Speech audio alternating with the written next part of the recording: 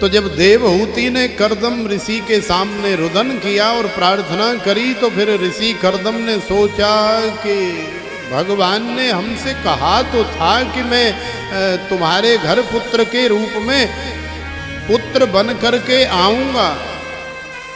तो भगवान तो आए नहीं, लेकिन भगवान की वाणी मिथ्या कैसे हो सकती है, चलो देख ले।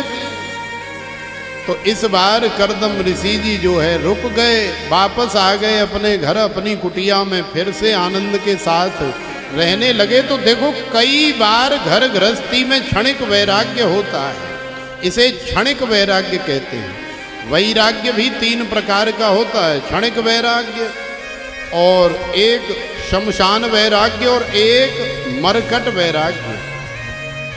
क्षणिक वैराग्य माने नेक लड़ाई झगड़ा हुआ पति पत्नी में, या बालक नहीं सुन रहे, या घर में किसी प्रकार की अनबन है, तो क्षणिक वैराग्य हो गया। अब थोड़ी देर के लिए संसार जो है दुख रूप लगने लगा और मन में ऐसी भावना आ गई कि अरे छोड़ो ये घर गृहस्थी और संसार कुछ नहीं है, तो थोड़ी देर के लिए। अब जैसे ही वो क्रोध उतरा, जैसे ही नॉर्मल हुए, फिर पत्नी अच्छी लग रही है, घर वाले अच्छे लग रहे हैं, बालक अच्छे लग रहे हैं, और कोई छोटा सा बालक गोद में बैठ जाए या कंधे पे चढ़ जाए तो फिर उसमें और ज़्यादा आनंद आ रहा। तो यही वास्तव में क्षणिक वैराग्य है, जो थोड़ी देर के लिए होता है, वो ज्यादा देर टिकता नहीं है। और शमशान वैराग्य, हमारा कोई पड़ोसी मर गया तो अनेकों प्रकार के विचार आते हैं, अनेकों प्रकार की बातें होती हैं। अब देख लो, मर गए ना, अब कुछ ले गए,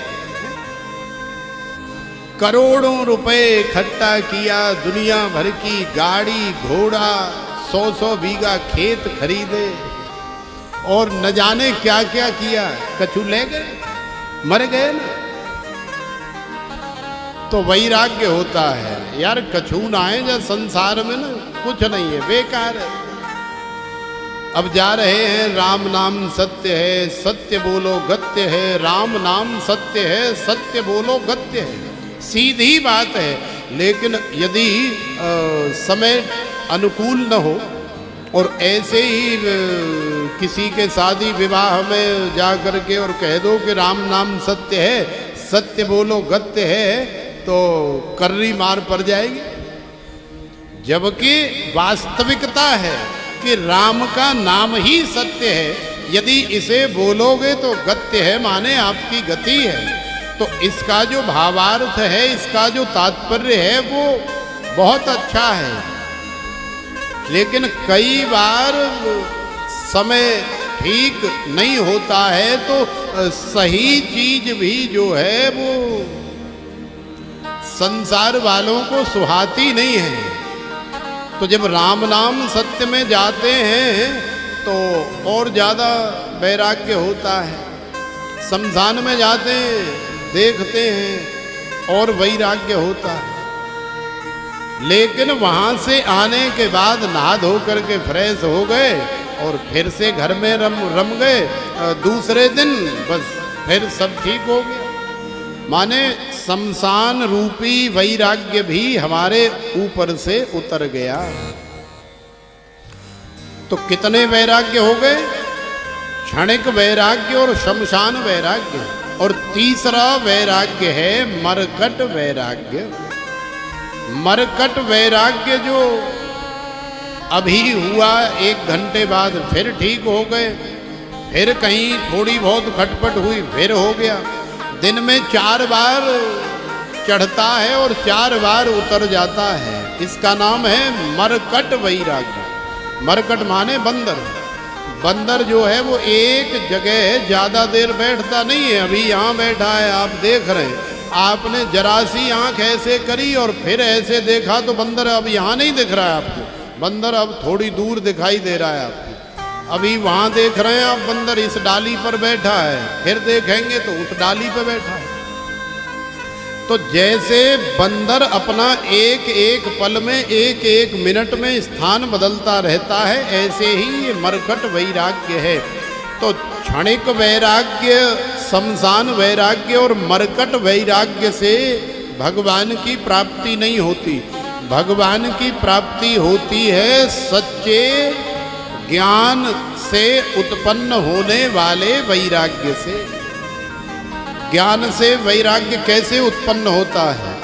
ज्ञान से वैराग्य तब उत्पन्न होता है जब हम संसार के विषय में पूरी तरह से जान करके, अनुभव करके और पूरे होशों हवास में सबको विश्वास में ले करके फिर अपने घर का त्याग करें, पत्नी का त्याग करें, बच्चों का त्याग करें और सबसे बड़े प्रेम के साथ कह कर के जाएं कि भैया अब हम जो है संसार को देख लिए, घर गृहस्थी को देख लिए, अब हमारी इच्छा ये है कि अब हम भजन करेंगे जीवन भर, अब हम कभी वापस नहीं आएंगे, हम राजी खुशी से जा रहे हैं, अपनी मर्जी से जा रहे हैं। तो ज्ञान से उत्पन्न होने वाला जो वैराग्य है वही वास्तव में टिकता है और उसी वैराग्य से जीवन का कल्याण होता है।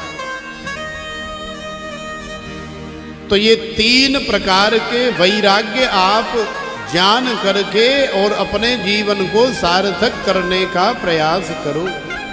ऋषि कर्दम ने फिर से घर में सब कुछ करना प्रारंभ कर दिया और फिर से घर गृहस्थी बड़े प्रेम के साथ में चल रही है।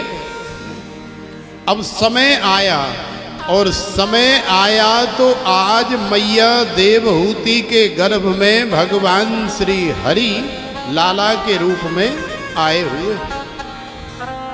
और जब संसार में प्रकट होने का समय आया तो भगवान जो है एक लाला के रूप में प्रकट हो गए। तो ये लाला ही हमारे भगवान श्री हरि जो है कपिल भगवान के रूप में मैया देवहूति के गर्भ से प्रकट हो गए। बोलिए श्री कपिल भगवान की जय। जय जय श्री राधे। आज कर्दम ऋषि जी बड़े प्रसन्न हैं। कर्दम ऋषि ने देखा कि भगवान हमारे घर में पुत्र बन करके आ गए, लाला बन करके आ गए। तो कर्दम ऋषि जी इसलिए प्रसन्न हैं कि हमारी जिम्मेवारी पूरी हो गई। अब तो साक्षात भगवान ही आ गए, तो अब हमारी काय की जिम्मेदारी। और फिर कुछ समय बाद ही ऋषि कर्दम ने देवहूति से कहा कि देवी अब देखो तुम्हारी सब लालियों का हमने विवाह कर दिया है और अब तो लाला भी तुम्हारे जीवन में आ गया है। अब हमारी किसी प्रकार की कोई जिम्मेदारी नहीं है, इसलिए अब तुम अपने लाला के साथ में आनंद से अपना जीवन व्यतीत करो और हम अब जा कर के जंगल में कहीं कुटिया बना करके भजन करेंगे। तो देखो पहले जब ऋषि कर्दम भाग रहे थे तो वो ज्ञान से उत्पन्न होने वाला वैराग्य नहीं था, वो थोड़ा आक्रोशित हो करके, एक प्रकार से कहो तो जिम्मेवारी का बोझ जब कंधों पर बढ़ा तो उसे छोड़ करके भागने लगे। लेकिन आज सारी जिम्मेदारियां पूरी हो गई और शांति से जा रहे हैं, हंसी खुशी जा रहे हैं। तो एक बार भी मैया देवहूति ने रोका नहीं, हाथ जोड़ करके कह दिया कि ठीक है प्राणनाथ, मुझे आपके शरीर की आवश्यकता नहीं है, आपकी कुछ जिम्मेवारियां थी, आज वो सारी जिम्मेवारियां पूरी हो गई, आपकी 9 लाली अपने अपने घर में चली गई।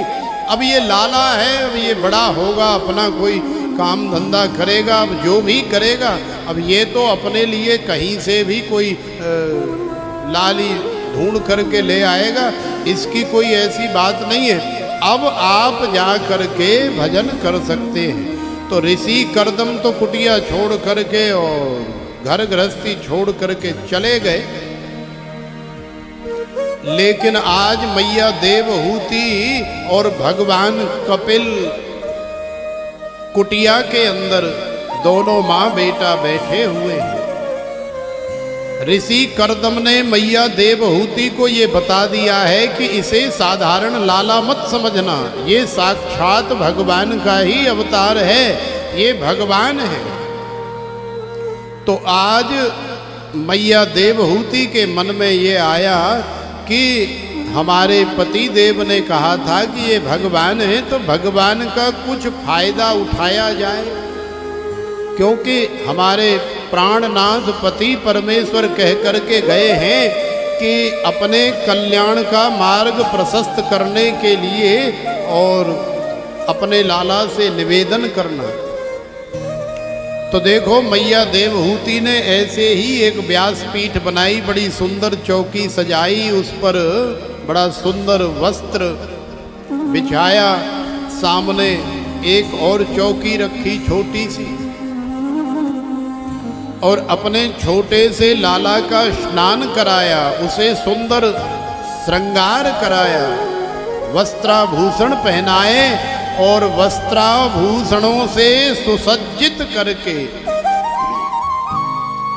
छोटे से लाला को उस व्यासपीठ पर, उस चौकी पर बिठा दिया और मैया देवहूति हाथ जोड़ करके सामने बैठ गई। हे गोविंद, हे गोपाल, हे भगवान श्री हरि, हे श्रीमन नारायण, मैं आपको प्रणाम करती हूँ। अब जैसे ही ऐसे कहा तो भगवान कपिल सोचने लगे कि हमारी असलियत जो है मैया को कैसे पता लगी, क्योंकि मैया को तो इस बात की जानकारी नहीं है, पिताजी को तो है, क्योंकि पिताजी को तो हमने पहले ही कह दिया था विवाह से कि हम तुम्हारे पुत्र के रूप में अवतरित होंगे। लेकिन मैया को कैसे पता लगा, तो भगवान ने थोड़ी देर तो मैया को बहकाने का प्रयास किया। बोले अरे मैया तू क्या कर रही है, मुझे बड़ा पाप लगेगा, मुझे अपराध लगेगा, तू हमारी माता है, मैं तेरा बालक हूँ। और इस तरह से बालक इतनी ऊंची चौकी पर बैठे और माता जो है नीचे बैठे, ये बालक के लिए शोभनीय नहीं है। तो मैया देवहूति ने कहा कि अरे लाला, अब ये सारी बातें आप छोड़ो, मुझे आपकी असलियत के बारे में पता लग गया है, आपके पिताजी ने मुझे सब बता दिया है, आप कोई साधारण बालक नहीं हो, आप साक्षात भगवान श्री हरि हो। जब मैया देवहूति ने विश्वास के साथ कह दिया तो फिर भगवान ने भी स्वीकार कर लिया। भगवान ने भी कहा कि ठीक है मैया, जब तुझे पता लग ही गया है तो अब तू जो जानना चाहती है, तू जो कहना चाहती है वो कह सकती है। अब तूने हमें इस व्यासपीठ पर बिठा दिया है तो बोलना तो पड़ेगा ही, प्रवचन तो करना पड़ेगा। तो देखो मैया देवहूति ने जीव के कल्याण के लिए अनेकों प्रश्न भगवान कपिल से किए। भगवान कपिल ने उन प्रश्नों के आंसर में, उत्तर में जो जो प्रवचन किए या जो जो उपदेश दिए, वही वास्तव में सांख्य योग है। तो सांख्य योग के उद्गाता हमारे भगवान श्री कपिल हैं। मैया देवहूति ने पूछा कि हे प्रभु, मैं जानना चाहती हूँ कि निर्वीणाम नितराम भूमन नसदिंद्रिय तरसणात् येन संभाव्यमानेन प्रपन्नांधम तमः प्रभो। हे प्रभु, हे भगवान श्री हरि, मैं आपसे जानना चाहती हूँ कि मानव शरीर हमें मिलता है, लेकिन मानव शरीर मिलने के बाद ज़्यादातर मानव तो अपना मानव शरीर इसी तरह से संसार के चक्र में फंस करके आपकी माया से मोहित होकर के संपूर्ण जीवन इसी तरह से गुजार करके संसार सागर से चले जाते हैं। क्यों चले जाते हैं? क्योंकि इस मानव शरीर में भगवान ने ऐसी इंद्रियां बनाई हैं कि एक एक इंद्री उसे अपनी ओर ऐसा आकर्षित करती है कि वो चाह करके भी संसार से अपने आप को पृथक नहीं कर सकता। माता देवहूति पूछती है कि प्रभु, संसार में जितना सुख मैंने भोगा है उतने सुख की कोई भी स्त्री शायद कल्पना भी नहीं कर सकती कि कोई ऐसा सुख भी होता है, क्योंकि आपके पिताश्री सामर्थ्यवान थे। केवल मन से आपको इच्छा प्रकट करनी है, जो सुख आप चाहोगे वही सामने उपस्थित हो जाता है। ऐसे आपके पिताश्री सामर्थ्यवान थे, तो कोई भी स्त्री कल्पना नहीं कर सकती ऐसे ऐसे सुख मैंने इस जीवन में भोगे। लेकिन फिर भी मैं इस जीवन से संतुष्ट नहीं हूं। फिर भी मुझे ऐसा लगता है कि नहीं, जिसके लिए ये मानव शरीर धारण किया जाता है वो कार्य नहीं हुआ है, वो कार्य मैंने नहीं किया है। तो मैया देवहूति अपने जीवन की व्यथा भगवान कपिल को सुना रही है।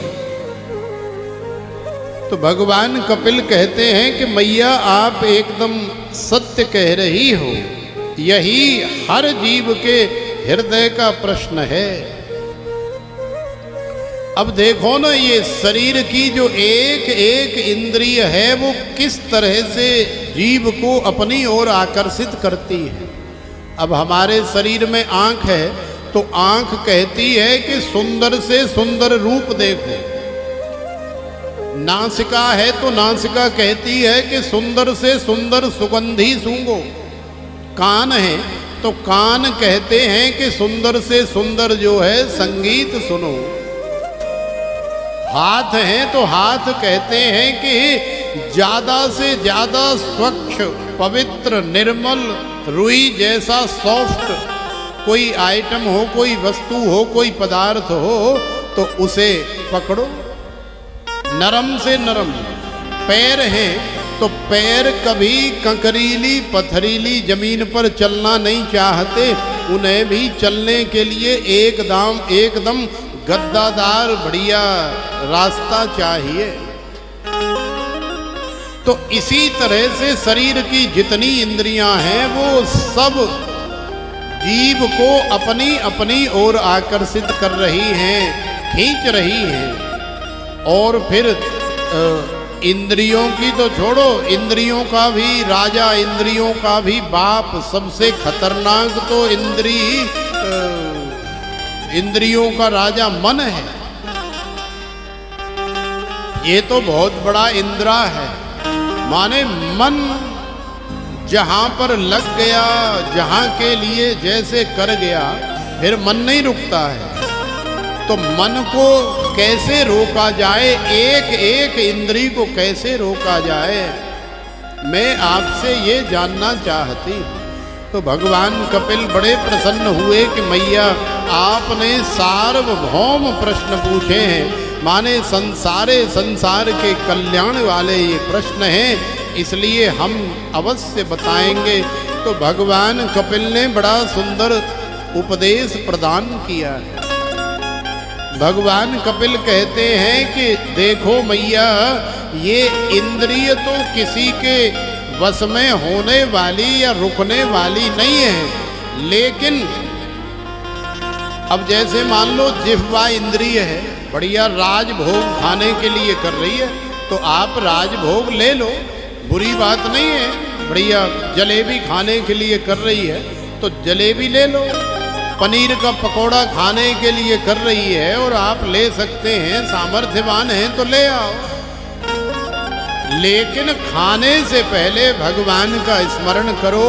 त्वदीयम वस्तु गोविंद तुभ्यमेव समर्पये, भगवान को अर्पण कर दो। फिर आप खाओगे तो फिर आपको किसी प्रकार का दोष नहीं लगेगा।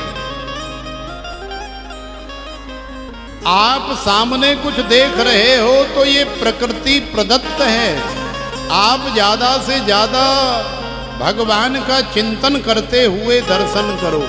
संगीत सुन रहे हो तो संगीत, ऐसा संगीत सुनो जो आपको भगवान की याद दिलाए, भगवान का स्मरण दिलाए, भगवान से जोड़ करके रखे, ऐसा संगीत सुनो।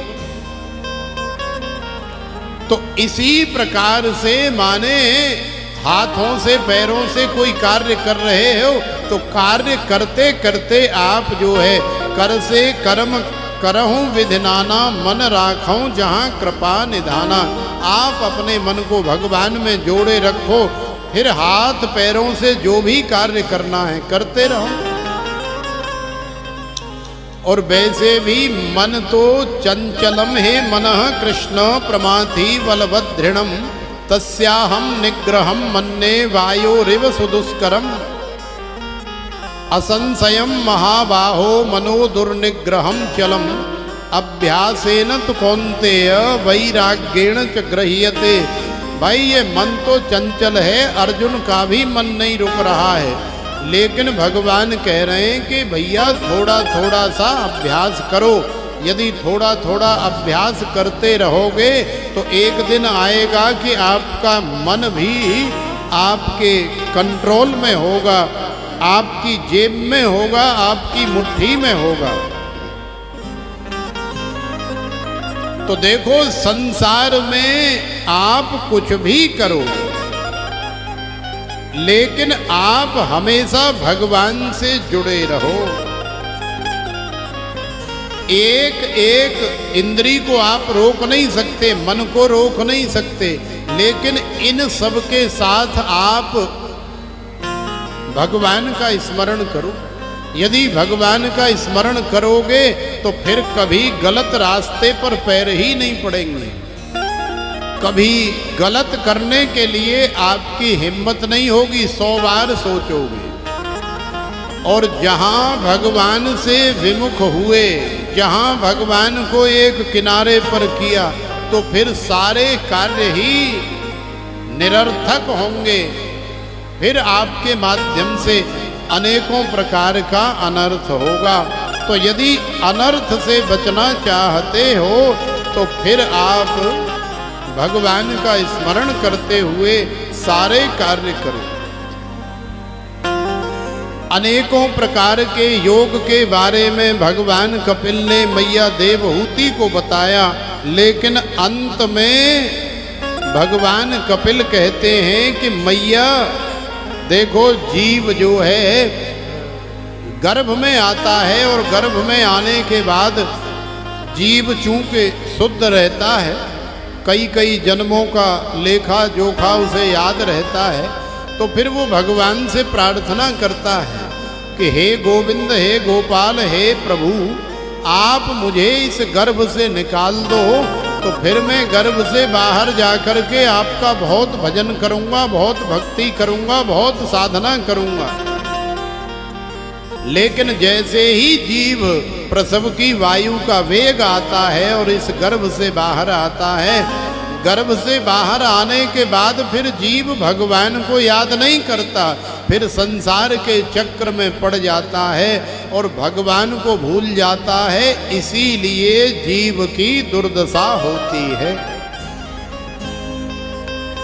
और कली काल में तो जीव के कल्याण के लिए सबसे श्रेष्ठतम, सबसे सरलतम जो साधन है, जिसे भगवान कपिल ने भी बताया है।